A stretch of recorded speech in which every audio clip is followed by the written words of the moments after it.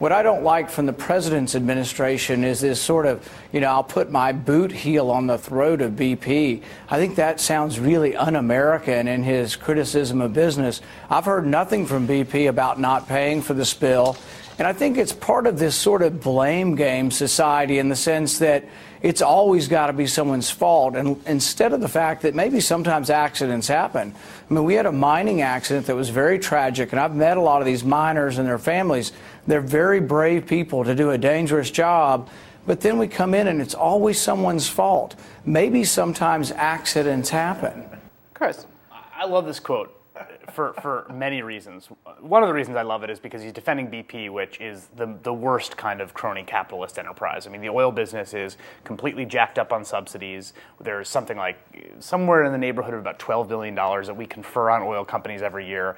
From a libertarian perspective, there's just nothing to like about the oil companies. These are massive corporatist entities, completely entwined with their regulators, dependent on government subsidies. But the thing I really like is he articulates incredibly succinctly what I think has been the dominant ethos of sort of elite lack of accountability for the whole past decade. Everything that happens, the intelligence didn't work out in Iraq. We couldn't rescue people from the flood in Katrina. The financial crisis happened. BP, the Massey disaster. The elites keep telling us that it's just kind of a big bummer. It's just an accident. No one's responsible. No one's to blame.